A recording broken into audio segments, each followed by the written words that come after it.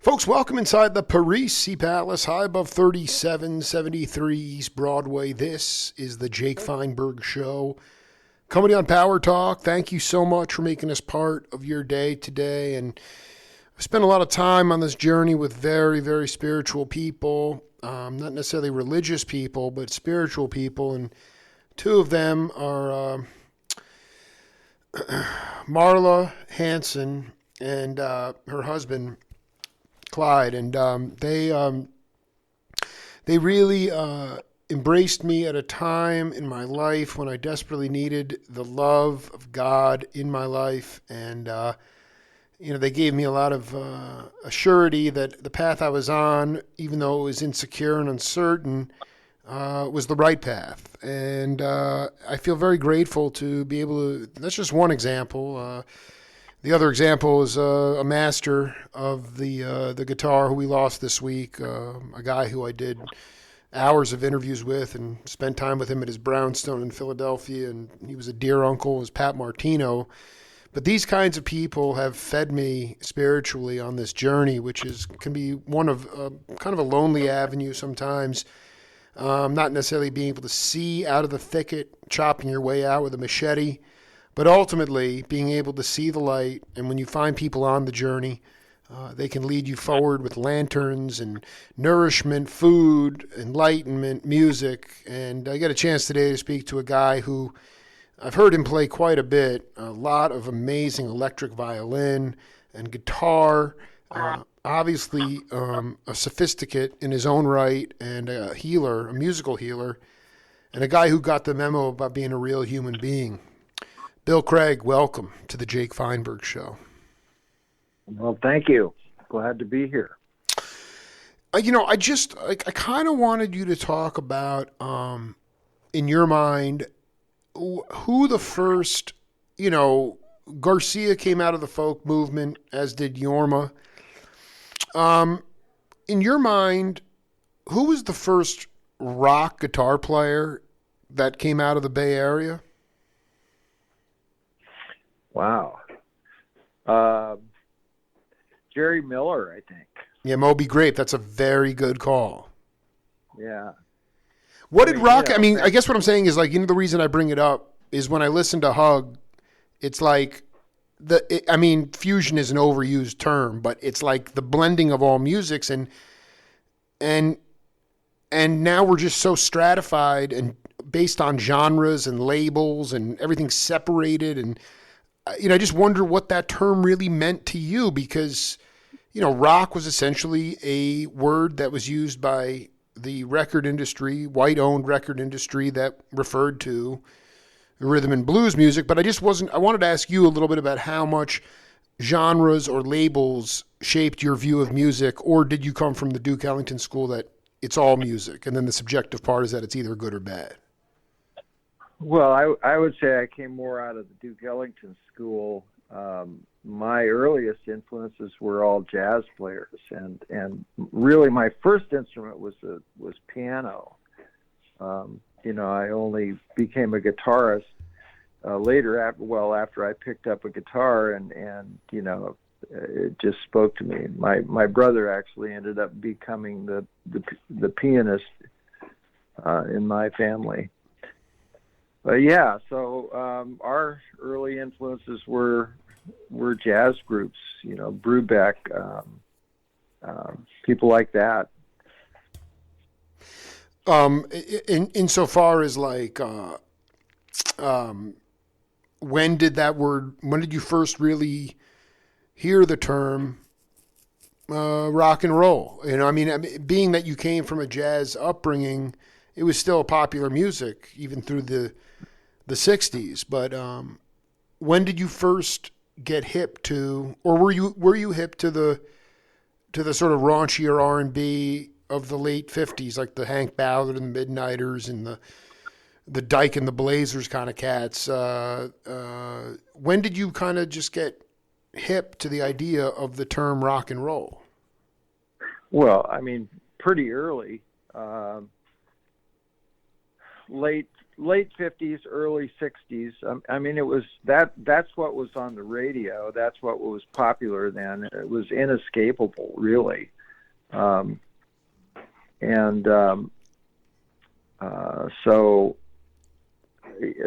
that's the time when I became aware of rock and roll. And then, of course, when the Beatles came out, that was like earth moving. It was like a seismic shift in everything. The English invasion, the British invasion. Specifically for you, was it just that they were? I mean, none of them were. They were all great musicians, but it wasn't an exercise in technique or facility with those cats. Was it just merely that they were writing their own original music and it was resonating? I think that's it. Though you can say in the case of the Beatles, one thing that was really underestimated at the time was how good they really were. George, you could play a Beatles song and sing it all the way through, including the guitar solo. Right. Right. And if you actually listen to some of the early records, I mean, he plays a lot of, Chet Atkins, style stuff. I think he was greatly underrated, actually. But that's the thing. The melodic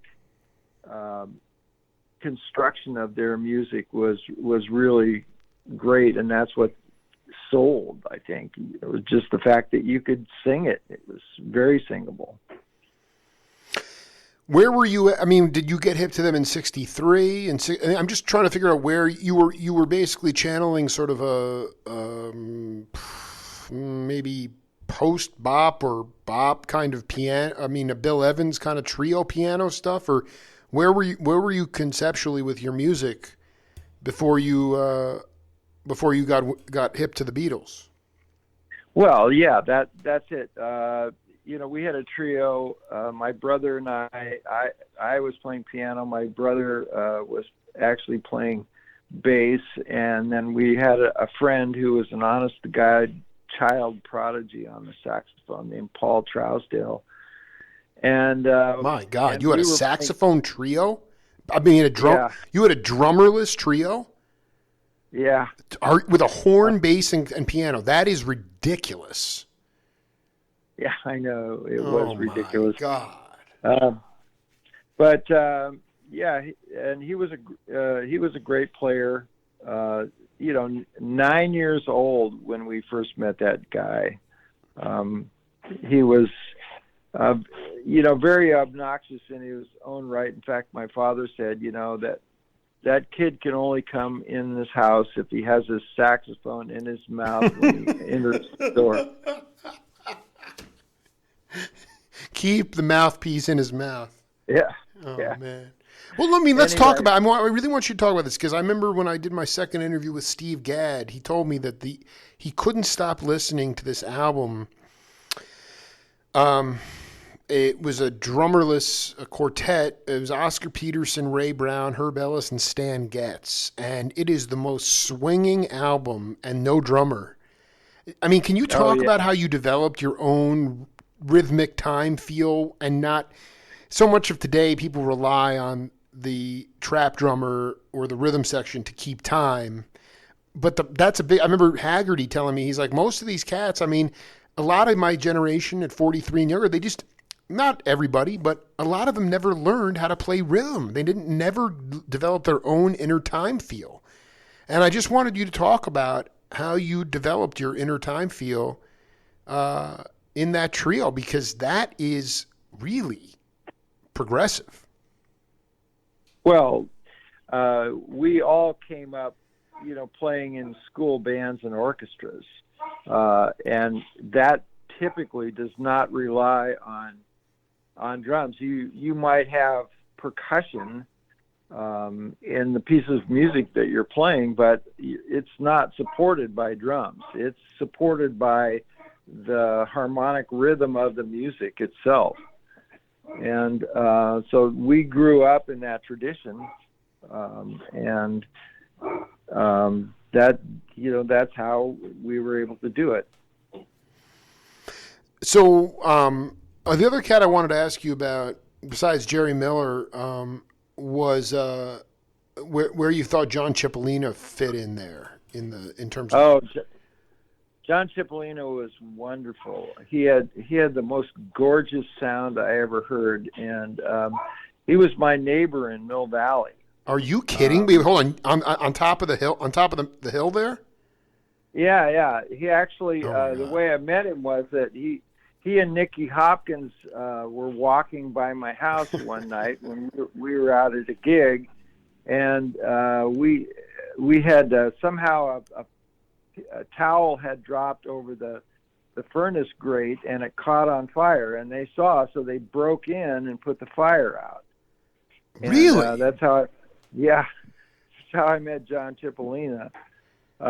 Anyway, he had that wonderful sound, so I just I thought it was so gorgeous. I totally picked his brains, and at one point, because his sound was that SG, Sure, the Gibson SG.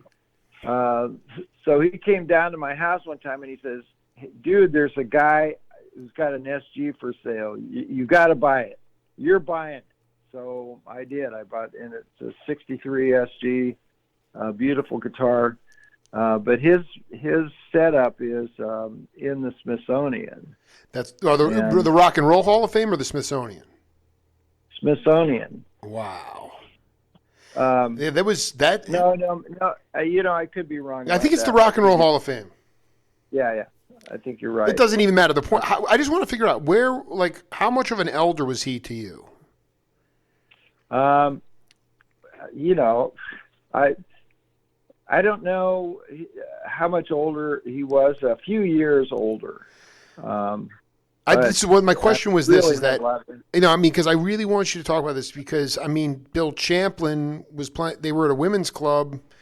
This guy Foreman, last name Adam Foreman, was playing at this women's club with Cipollina, and they invited Champlin up to play. That was his first gig he ever played, and it was this. What was so cool about that time, at least I wasn't there, but it just seemed like nobody was guarding or hoarding knowledge. They wanted people involved. They wanted people to step up. They wanted people to be themselves. I'm talking about specifically the musicians community. Can you talk about how much of that had to do? Because, we are in this crazy time, not just in music, but just we're in this time of greed and hoarding, and that there's not enough to go around. And as it relates to music, it's very hard to create a community, a welcoming community, when you have those kind of tenets that are running society. And I just was wondering how much of that sort of community and warmth really put you on a path towards at least saying, I think I do want to do this for a living, being a musician. Yeah, well, I don't know if I can speak to that. My brother was there. The reason that I came to the Bay Area, I was in London, and signed to Island Records, and what? Then Go back. Just slow down. How did you meet Blackwell? How did that happen?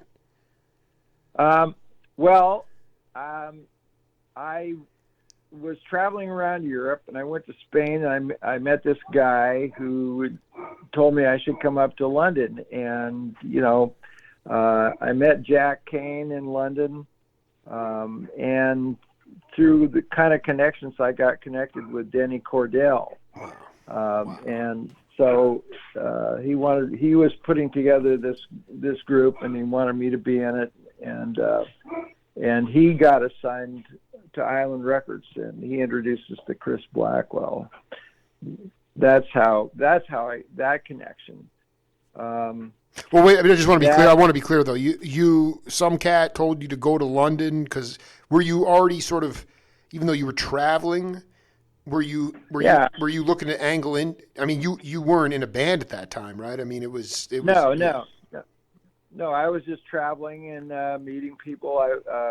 This buddy of mine who was a photographer and I were just traveling around taking pictures, basically, and I had my guitar with me, of course, and I met this guy in Madrid who said, "Man," an English guy says, "You got to come up to London," and so that's how I ended up there. Well, I've talked to guys like from the rhythm section for Backstreet Caller, which was Terry Wilson and Tony Brownigal, and they were like put up in a sort of an old Victorian mansion. They got a per diem, groceries to make albums. They were sort of was that sort of the deal? Like, I mean, were you were you able to actually cut an album at all, or how did you survive while you were there? Well, yeah, that was the deal. Cordell, rented a flat for us. I mean, we lived like monks. I mean, all we did was we would go down to Cordell's office on Oxford Street, and we would record for about an hour or so.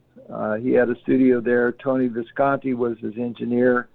And then he rented us a practice space behind a pornography store. And so we would go there and practice for 8 hours.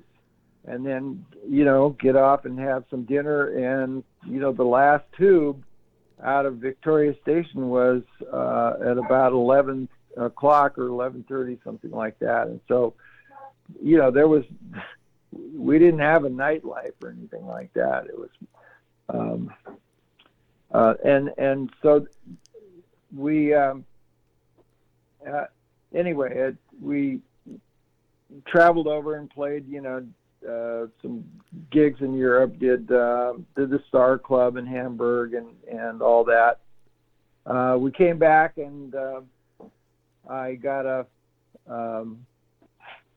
letter from my mother, who had MS, saying she didn't think she was going to live much longer and would like me to come home. And, what can you do? So that's how I ended up back in San Francisco. And my brother is... we'll get to your brother. I just want to go back to the idea of just for younger cats, like, were you, when you did get called into the studios, were you being a rhythm section? Did you, for other artists, were you doing Suds and Duds commercials? What kind of stuff were you, and any of that stuff see the light of day? Oh, yes. Well, I did a lot of commercials as a vocalist, actually. Wow. Yeah. Anything you can kind of sing for us right now? Well, let's see. I did some No. this is a long time ago. What year, by the way? 67? Well, I was in London in 68 and 69. I got back here in the fall of 69. I got back to San Francisco. That's when I started doing the commercials, was in San Francisco, through Golden State Recorders. I did a bunch for them. There was some developer in Half Moon Bay that wanted to do some development. Anyway, that's one that I can think of off the top of my head. So I want to be clear. You were in England. You were doing demos or session work, commercials, but then, yeah. And then you no commercials in London. No, we were recording an album. Now, what album was that? I don't know what happened to it because I left before we finished it. I left to come back to the United States. Well, that's fine. But I mean, like, can you talk about the instrumentation? How sophisticated? I mean, I completely understand. Like, your mother's not. She didn't have a lot of time. It must have been hard to go back. But what was the music like? Even though it never. Oh yeah. It was it was rock music. It was loud. Basically stadium-oriented music. We did gigs. We would open for Joe Cocker and people like that. Joe Cocker was being produced by Denny Cordell. Right. We were just kind of the second string on his baseball team of artists, being groomed to come up and be the next thing. It just never happened that way. It's interesting. So, and did that band actually have a name? Yeah, it was called Feet. Feet. Yeah. Like Feet? Yeah. All right, this is classic. So you go back to see your mom. Who was back, and who were you connected with that got you into? Was it Golden Gate Sound or Sam? What was that? To the commercial recording scene. How did you get? Yeah. How did you get in there? Let's see. I'm trying to remember. No, I know we're going back here. I understand. But Yeah. it's important. This is insane. Well, I don't know. Somebody heard me sing and just liked my voice, and approached me. This guy, Ed Wetland, was at Golden State Recorders. He was the guy. Wow. And asked if I would be interested in doing some commercials. And hell yeah, because I wasn't making a lot of money, and so that's how I got into that. Yeah. Go back to your brother I wanted you to finish that story about your brother. Okay. Well, my brother was the one that was in San Francisco during the whole in '67 and during that period of time, and he was friends with Terry Haggerty and Bill Champlin and Marty Ballin and all those guys. Wow. So that's how. He was my main connection, my introduction into that whole group of people. It was through my brother because he had, because I didn't get there until late in '69. So the idea when Cipollina put out the fire at your family home, that was '69. Yeah. Okay, so that was after you had gone abroad to Madrid, and you were actually you must have been one of the first. I mean, I didn't even know Island Records existed in this '67, '68. You must have been one of the first acts to be signed on that label.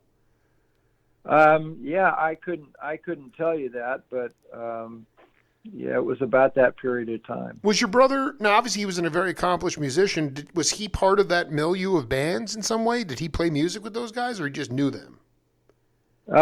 He played music with them. He jammed with Terry Haggerty and Bill Champlin a lot. Beautiful. My God. Freaking amazing. He was in another band called Indian Puddin' and Pipe at the time. Oh, my God. He was in that band? Richard Quintal on drums, dude? That's unbelievable. And of course, that was the thing. It was what you were saying. There was this whole community of musicians. And and it was there was a lot of I don't know how to say it, just cross fertilization. That's exactly what it was. Yeah, and so those guys all played together. My brother always credits Champlin and Haggerty with his ability to improvise the way that he can, because just playing with them, he said, that's just the way they did it, and he really learned that from them. They were so tasteful, man. Like even on their records, they do just I mean, I could hear them play as many bars as they wanted, but they really just. They less is more. It was explosive. That band, it took me a minute to get hip to them, but they were the most sophisticated band in that area by far. Well, I mean, certainly, Bill Champlin is a great singer. He's a good organ player, good guitar player. Terry Haggerty is phenomenal. Phenomenal. Yeah, his dad was a great jazz artist. I studied guitar with his dad. Stop right there. Please stop right there. Wait, and dude, because he's in my fourth book, third volume of the Cats. Hags is I've done 3 interviews with Hags, and those interviews he talks about his dad and being a studio cat. He said it was the most unpretentious studio scene. He'd go down to L.A. and they'd cut the tracks, but the most expensive thing down there was the Chivas Regal they'd give him with a glass of ice during the session. Tell me about Terry's dad, because he was playing the Togo Club, or Terry used to go see him playing like these at these Chinese restaurants with a flotilla going around. I mean, please tell me about that cat. Well, Frank Haggerty was a phenomenal guitarist. I mean, I'm still processing stuff that he taught me. Can you give me an example, like not too deep in the weeds, but like what made him an avatar? Because this is what I really needed to hear this from you. Well, he kind of was he was a proponent of that sort of George Van Epps chordal, chord melody style. Totally. Of playing melodies with chords, and he would play these little and he'd say, okay, now you do it, and I'll play rhythm. But his rhythm parts had these little melodies running through them. It was phenomenal. I'd say, how do you do that? How do you do that? Right. He'd say, oh, that's nothing, And wow. Yeah. I mean, what was the lesson? Can you give me, because I remember he wasn't. There were no jazz schools. I just remember a story. This great piano player told me he didn't even go to Berklee School of Music at the time, but he wound up befriending Jackie Byard, the great pianist, and he would go over to Jackie's house for lessons, and Jackie would be like, okay, play Cherokee in all 12 keys on the piano, and Jackie would play drums. And then Mark would play Cherokee, and then like at the key of F, he'd fall apart or something, and Jackie'd say, okay, great. Well, now you know what you need to work on, and I'll see you next week. It was like a 10-minute lesson, it was totally straight. Like, can you talk about, because there's no way that everybody had their own individual styles, but there's just no way.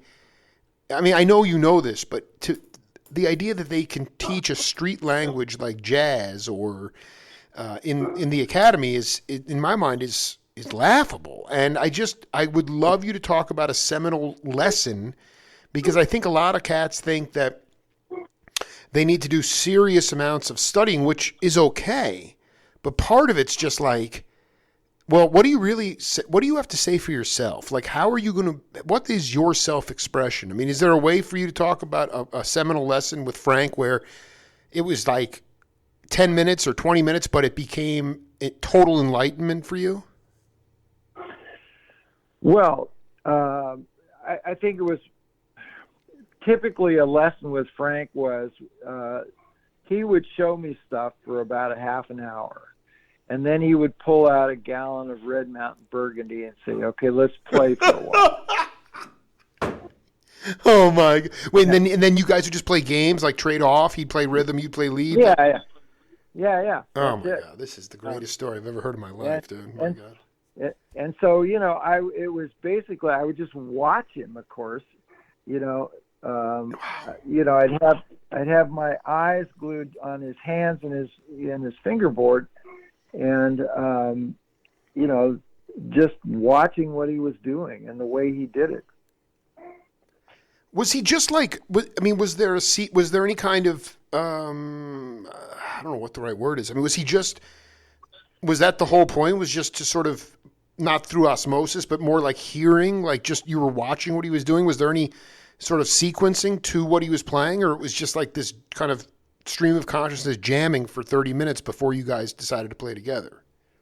Well, we no, we would play tunes. He would say, okay, this tune or that tune. He would pick. Let's play this, and so he'd show me the changes, and then we would play on it. And there was no. He was a very informal teacher. I mean,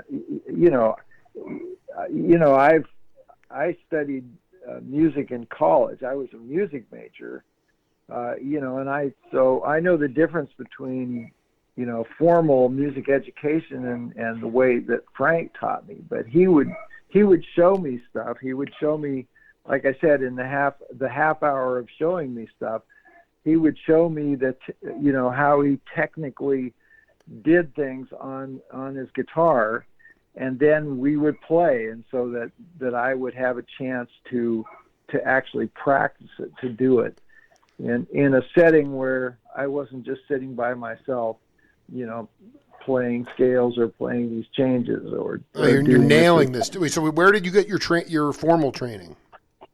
At the College of Marin, Sonoma State. Whoa! It was Babatunde there at that time by chance? Probably. Yeah. So I mean, I'm just curious. So what is one thing that Bill Craig can say definitively that you took from the academy that you could apply to the bandstand? Because what you just said is the biggest crisis going on today is that cats don't have places to actually express themselves. They can play in their room, have to learn all this stuff, but it becomes completely an academic exercise. It has nothing to do with self-expression. So can you talk about one thing the academy did for you in terms of your bandstand acumen? Well, that was more in how, basically I learned to arrange and write music. So, I mean, I could actually write charts out, like all that hug music. Exactly. No, dude, that stuff is so hot, man. I think that holds a better. So that was all so of course you just answered the question. You learned to arrange and write sophisticated music. Yeah. And that's what I learned in the academy. But as far as playing, I learned that from Frank Haggerty and John Cipollina and Terry Haggerty and all those great guitarists in the because I listened to them and I figured out what they did and how they did it. Because it's important. It's one thing to write music and arrange music, but it's important also to be a player, to be able to play music. That's just really important. That's key. Why do you think that? Why is that important? Because a lot of people have sang for their supper just by arranging and writing, but what about the actual performance part of it? Why do you say that? Well, I mean, I don't personally know. I don't know what the kids are doing these days. What young people are doing. Yeah. But it seems to me that there must be some level of playing ability because in order to, I mean. I write now using MIDI and doing all that, all the stuff that everybody does now. But you still have to be able to play. You can't not be able to play, and that's and the better player you are, the better music you can write. It just follows. I mean, if you look at all the great composers in history, Bach, Beethoven, Mozart, they were all great players. Right. So, to be the best player that you can be just helps everything. There was a cat up in Antioch who was Frank's peer. His name was Larry Murphy. Did you ever hear that name before? I did. I'm just curious because I want to ask you about Frank because it's really important. I feel like I'm connecting on this even higher plane of lineage, because I interviewed Larry Murphy, who was Larry Jr., who was Larry Murphy's son. He said that his dad could play Hendrix, Joe Pass. He could do it all. He could play rock. He could. Yeah. And was Frank like that too? I mean, he was an avatar, man. Like, was Frank like that too? He could play, and he could play Santana. He could do anything. I think so. I personally didn't hear him. He never demonstrated that ability, but his technique was transcendental, and I'm quite positive that he could have played anything that he put his mind to or that he heard. Unbelievable. Yeah. Unbelievable. So, talking here with Bill Craig on the Jake Feinberg Show. So, I guess why? That's not the right question. So, you had these lessons with Frank. What was the first? What was the first opportunity you had to? Was Hug the first ensemble that you put together after? What was the first band when you decided to sort of go fishing and just sort of throw it out there and see see what happens? Well, it was kind of it was all kind of concurrent. I started going to. When I first got back from England. I was in a band called Games, I was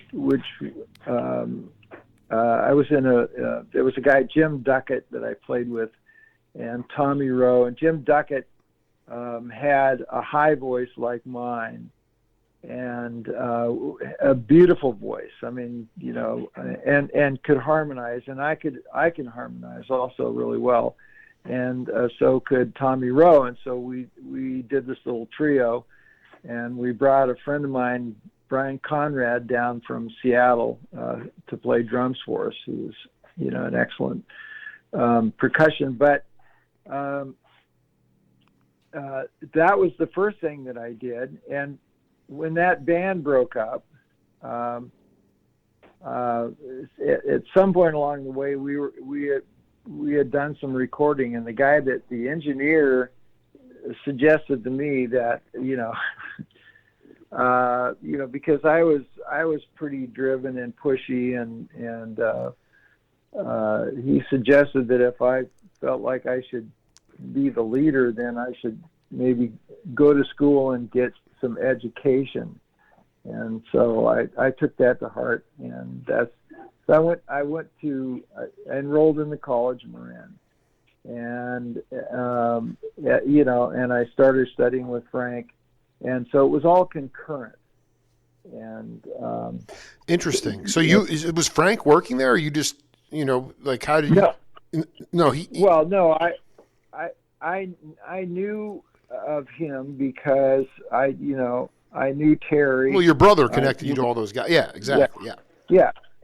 And I forget exactly how I got hooked up with Frank, but I went to his house and asked him if he would give me guitar lessons. I mean, that is just so beautiful. He was so accessible. I'm sure the prices were amazingly reasonable, and it was like a lifetime of the deepest well of enlightenment you could possibly have had. Although what do you think about the advice? I mean, at the time, you could get back when Games was on fire in the studio. I mean, maybe you hadn't found a leadership voice yet, but it was definitely a time when you could. Did you feel like do you feel in hindsight that the advice he gave you was the? I mean, obviously you learned how to write and arrange. But I mean, did you guys have a chance to actually maybe get a record deal with Games? No, we didn't. That was,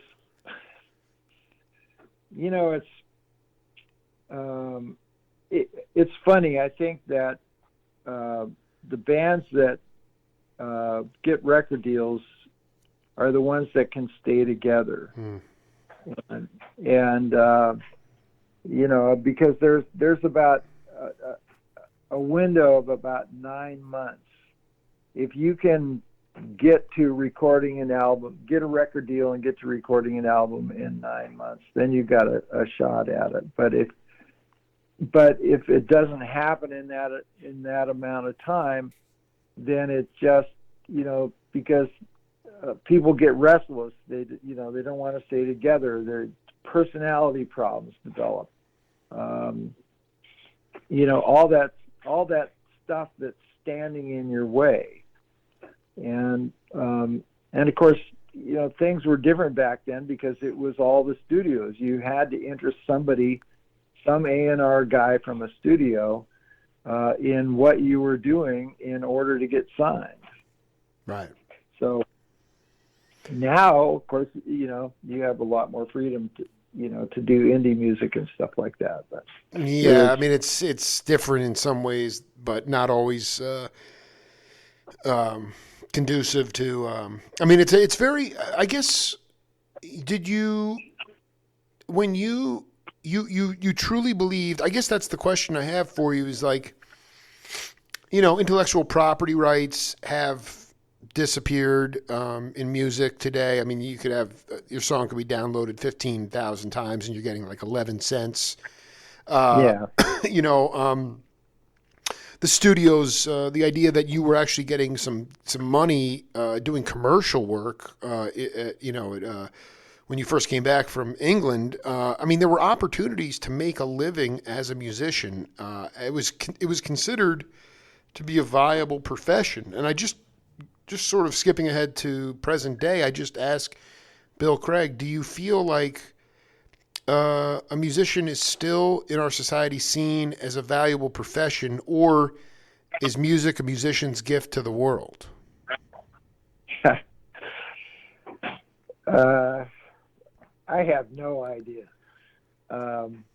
I think music is a musician's gift to the world. That's kind of the way I look at it today. What I do is not by any sense of the imagination mainstream. What I do now, because I think hip hop is probably played more now than rock and roll is, and certainly more than jazz. Definitely. And classical music, and so I don't have any real idea, but I mean. Well, no, you know what I mean by that. What I mean by that is like why, like music is a musician's gift to the world. Meaning, people have. I remember just interviewing Charlie Persip, who was Dizzy Gillespie's drummer, rest in peace, and he was. I mean, they used to show up and say like, "We're not playing music, man. We're not playing. Like this is hard work." Like, we're not playing. And, like, what I mean by that is how did we get to a point where it was seen as, oh, you can pay to play or you can play for the door? I'm not talking about Jay-Z or people that are making millions of dollars. I'm just talking about the idea of, why has it gone from, yeah, music is a valuable part of our culture and society, and you deserve to be compensated for it, to, well, you can pay to play or play for the door or, whatever. I mean, it's how did we get there? I don't know. I mean, there's a lot of reasons, but in your mind, did you stay in music your whole life, or did you realize you could not sing for your supper being a full-time musician? Well, at some point I did that. I think, when my daughter entered school, I realized I was going to have to make some changes in my life. Because the only way that you could make a living as a musician was to go on the road. And you could make a living. I did it for a long time. By being out on the road. But if you want to have a family, right, that really changes everything. I mean, if you dedicate your life to being a monk and not having a family and just doing your art, then you can do that, and maybe you still can do that. I don't know, but like I say, I'm kind of out of it at this point. No, I mean, you're very it's very interesting you said that, because that's what I was going to say. I didn't finish the whole point about intellectual property rights and studio.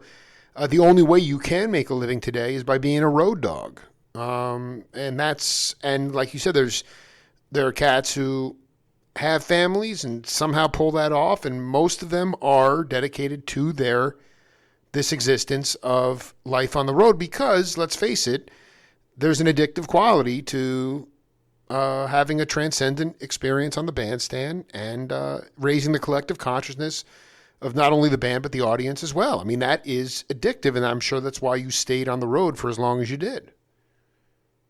Well, yes. I mean, I loved being on the road. It's like, I mean, you're, in a way, you're doing exactly what you're supposed to be doing. Nobody's calling you on the phone. I mean, back then, because, we didn't have cell phones. But, right. No, yep. And you were, living in hotels and, it was great.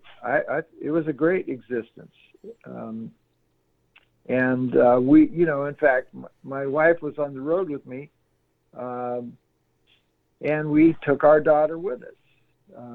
Poor girl, never really learned to play well with other kids because she grew up hanging out with adults all the time. It was not uncommon. I interviewed Zion Godshall, Donna and Keith. I mean, he was on tour. He was basically always around the musicians. I guess, what was like? Can you just talk about? I mean, Hug. Now, where did the touring come into play? Because back then, and at least I mean, you had, record companies would, for bigger name acts, they just would, they'd put them on a 40 city tour, and if people didn't show up for a night, they'd write it off as a loss. It wasn't a big deal because it was a record based industry. People were making a lot of money off of that. Is that how you toured? Did you actually create? I've heard you on the Fairfax Street Choir stuff, but am I not hip to the band that allowed you to be a road dog for so many years? No, probably not. It was,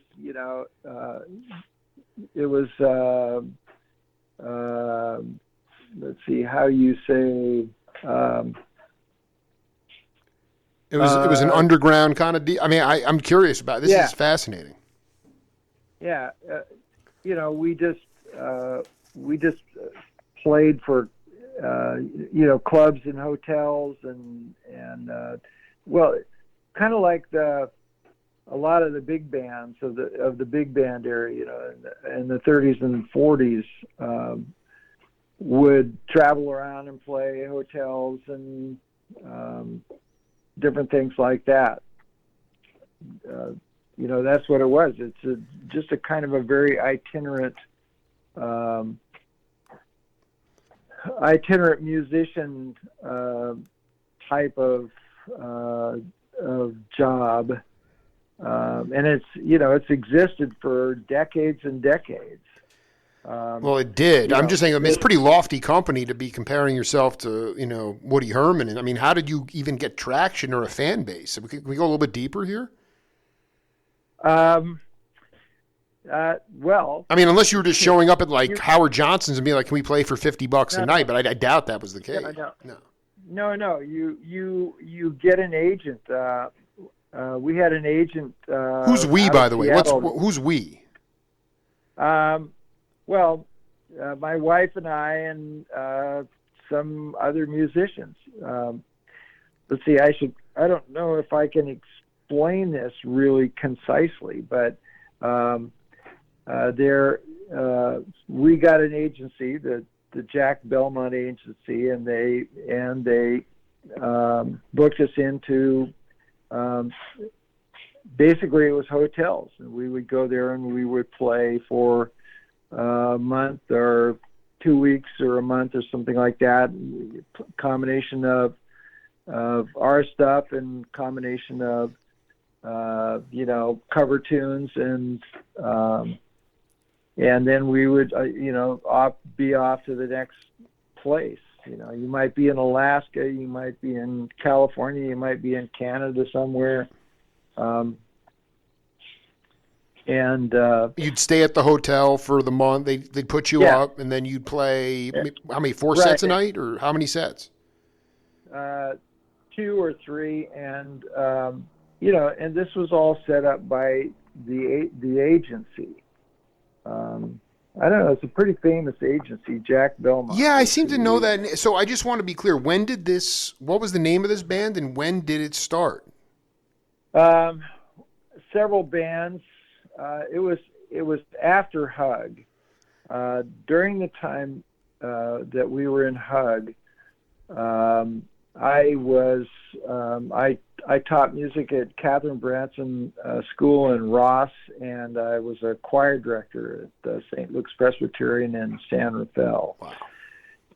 And that's what I did. That's kind of also a standard music major, educator, type job. And so, and I, during the Hug era, I was still a student, and we played locally. And you've heard the music, obviously. I was not writing hit songs. I was writing, jazz, really. Dude, I'm telling you, man. Well, let's just stop right there. Did Conrad go back to Seattle? And I mean, how did you? Before I go there, did you used to go see the Godfather of Marin County music at playing bowling alleys, John Allaire and Pete Lind? Oh my God, John Allaire! Please tell me, John Allaire and I mean, he's a dear friend. I've done a couple interviews, but I mean, Bill Champlin said he is the Godfather of Marin County music. Please, the floor is yours. Tell me about John Allaire. John Allaire doesn't have a bass player because he's kicking pedals. He has a left hand. He is left-handed. That's right. Yeah. His left hand is his bass player. And he plays everything else. I saw Terry Haggerty and John Allaire play with a drummer that I'd never heard of, and it was a transcendental experience. This was in this club called Zebulon in Petaluma. And I know who the drummer was. He was a dear friend. He left this planet a long time ago. Steve Mitchell. Well, no, this wasn't. This was after Steve was gone. Oh, okay, because he was blowing through. He was doing circular breathing through tubes. Wait, who was the drummer in this band? You don't remember?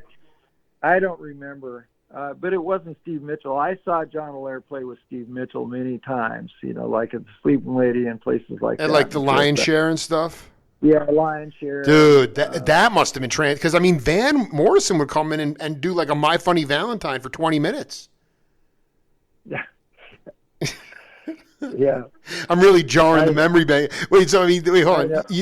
What was transcendental about that experience with Allaire, dude, with the Haggerty?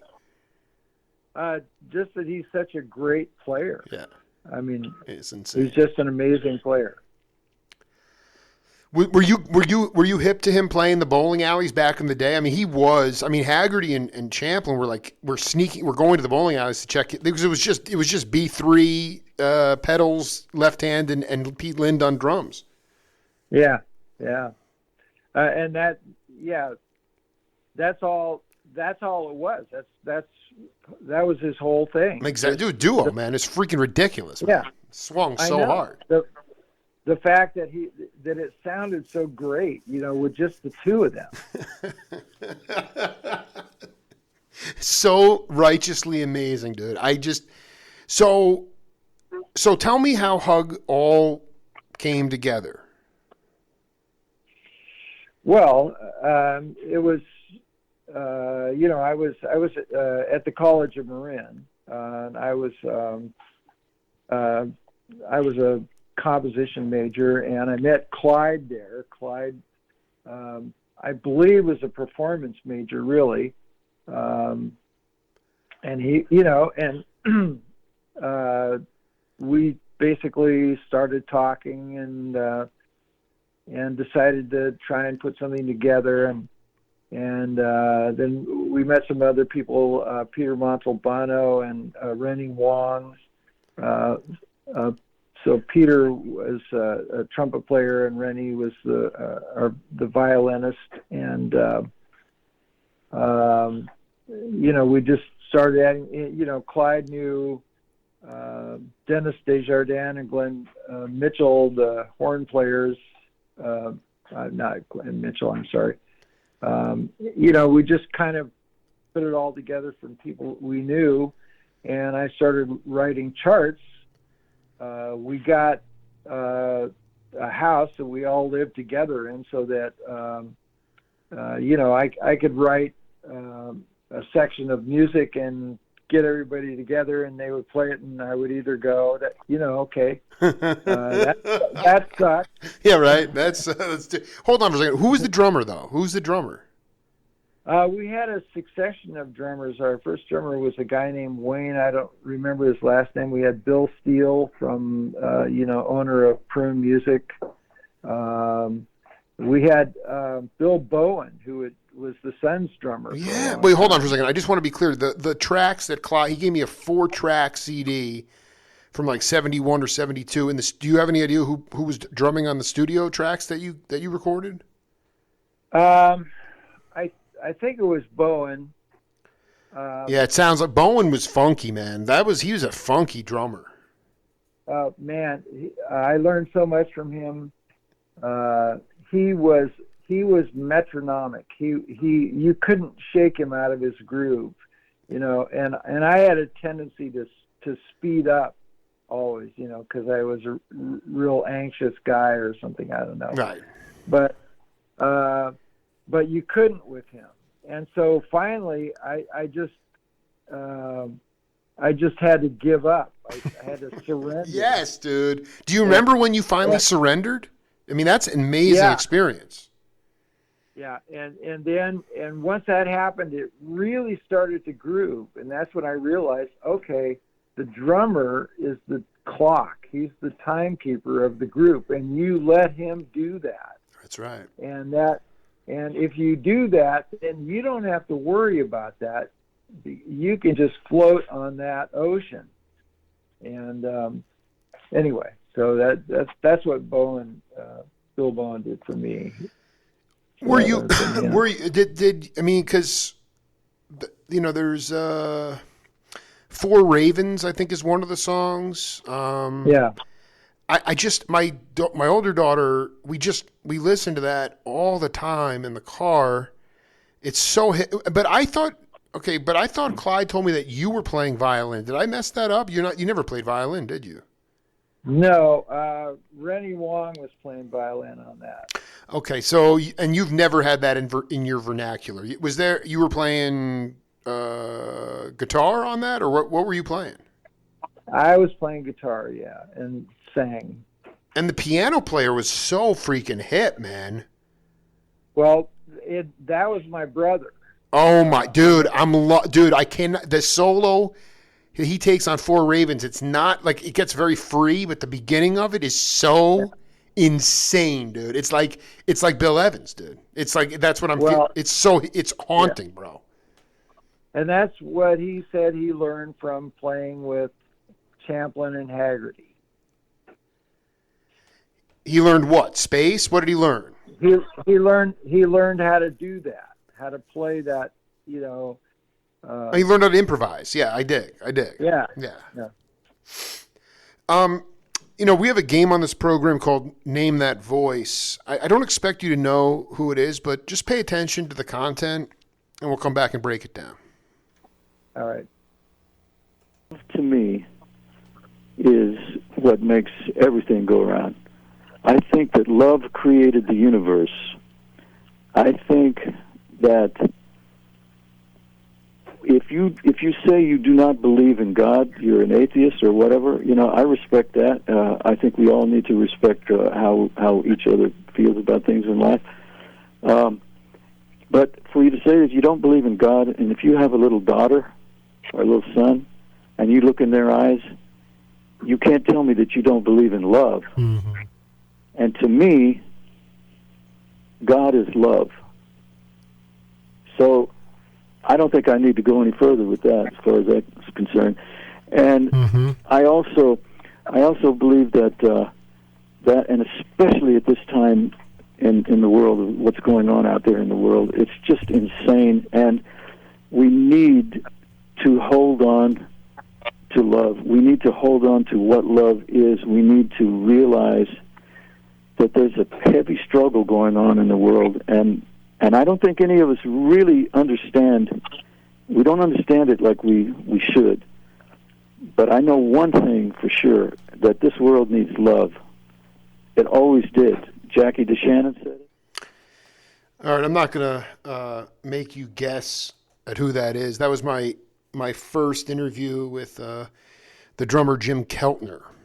And I wanted you to talk about, your concept of love and, especially as it relates to Clyde and Marla Hunt Hansen, because I don't pretend to be best friends with them or have known them for many, many years, but I saw them right before the pandemic really fully engulfed our country, and they let me stay at their house, and they always seem to have their finger on the pulse of humanity, and this idea of, I don't know, the way to lead with your heart, and that idea that what Keltner was talking about, that God is love. And I just kind of wanted you to talk about your concept of love and how it relates to your family and cats like Clyde and Marla.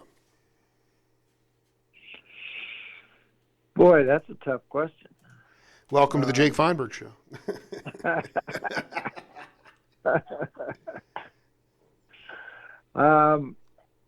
Well, no, I agree with what I just heard, that God is love, and what the world needs is love. I mean, and by that, that was kind of, became kind of a trite slogan, Sure. left over from the 60s and the Beatles era. But it's true, because what's going on now is so much division. And hey, I actually heard a guy on TV the other day who was hyping this whole ridiculous big lie about the election being stolen. And some guy asked him, he said, well, okay, so when do we get to use the guns? When do we start getting to kill people? That exactly. That's right. I mean, that's where we're at. That is exactly where we're at. Yeah. And there's enough irresponsible people who have lost their moral compass that are going to allow it to happen. And there's going to be huge massacres, domestic terrorism. I don't want to get too dark, but I'm just saying that's where we're headed right now. Yeah, that's exactly where we're headed. And effectively, this is so important. What is the most effective deployment of love from Bill Craig can, because we can't change, the macro world, but we can affect our world. How do you give love to this world, man? And what would be your advice to other people who don't want to see a complete unraveling of our society, which is, we're on the brink. Yeah, I know we are.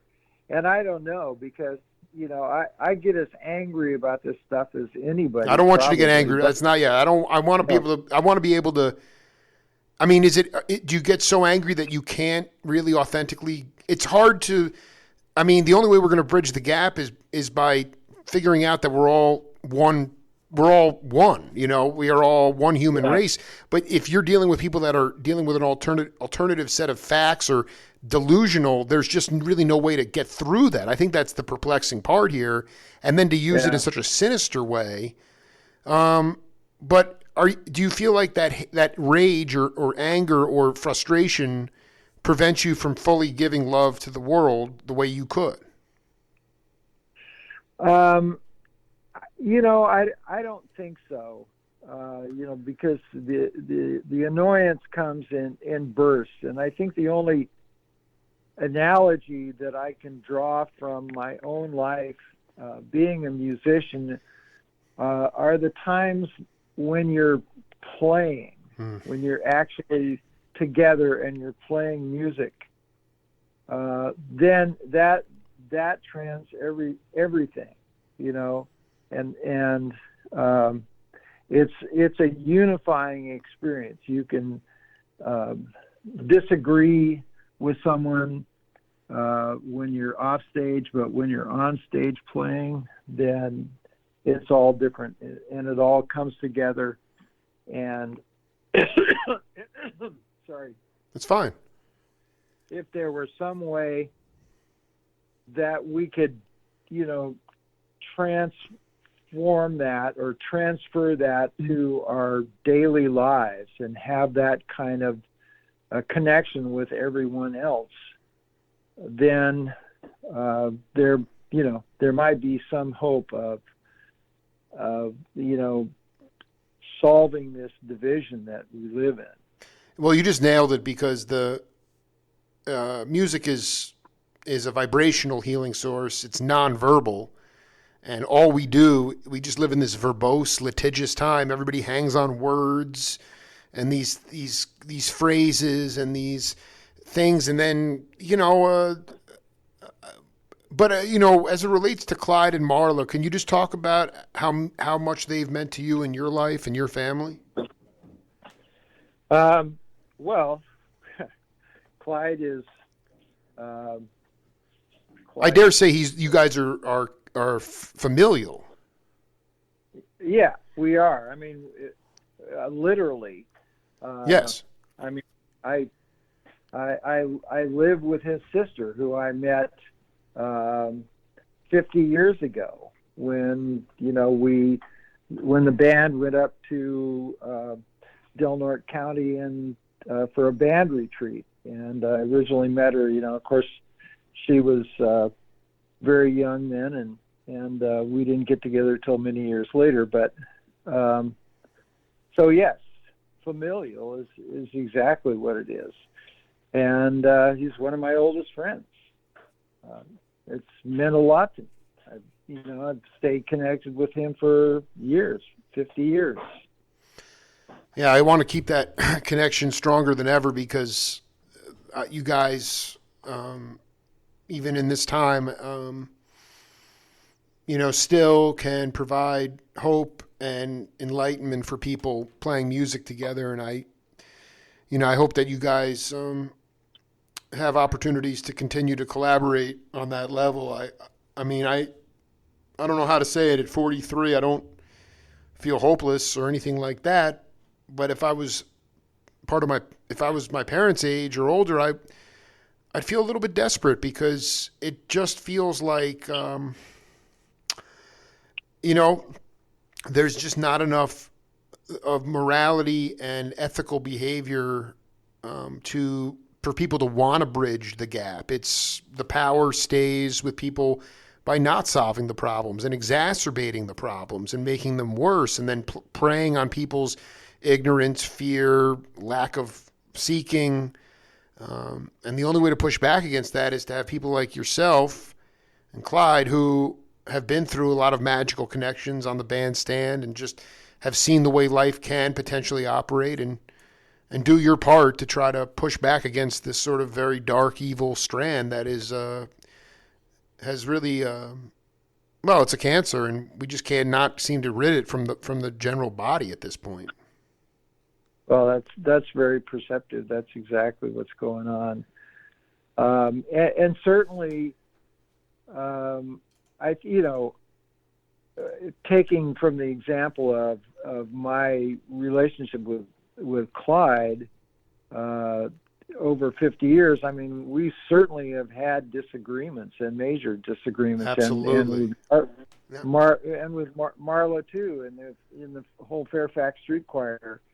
But it's never gotten in the way of the underlying respect and love for each other, to the point where we would ever get to the point where we would say, well, when do we get to use the guns? When do we get to kill these people?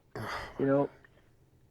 So I'm with you, dude. I'm with man. I just because that's what that to me that's the essence of what the question I had for you about love was just no matter what kinds of superficial disagreements or social engagements that go awry or bands, it's like the underlying respect for the human being and understanding that we're really all one, and that the idea that the vanity of thinking that anybody knows who God is or what the plan is, or that self-righteousness, it just kind of falls away, and you can just sort of go back into your true nature, which is, trying to be a healer, because that's what I feel I'm trying to do on my show. It's just, that's all I'm trying to do, is that after I put this interview up, the amount of people that it will affect positively and maybe bring them back into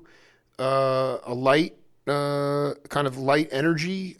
I just feel like that's unquantifiable. And that's what we have to get towards in order to keep people's guns in the closet. Otherwise, you're going to see mass domestic terrorism. And the crazy thing is it's going to be condoned. And that's what I just don't know where we're headed, man. If they condone the overthrow of democracy at the Capitol, then they're going to condone a massive domestic terrorist attack. And it's just a matter of time before it happens. And so stay vigilant, my friend. And we'll do set 2 down the road. You really blew me away today, and I had a ball, and I can't thank you enough for taking the time. Oh, my pleasure entirely. And I'll have this up later tonight. And yeah, man, let's do our part to save the world, man. We need love. Okay, I'm with you. Yeah, be cool, brother. All right, you too. Cheers, man. All right. Later. Bye. Great hang here on the Jake Feinberg Show. Gary Malaber, part 1, and it's in hour number 2. Got a chance to hang with Bill Craig. And that's it for the Jake Feinberg Show. We'll be back tomorrow. Until then, on Power Talk.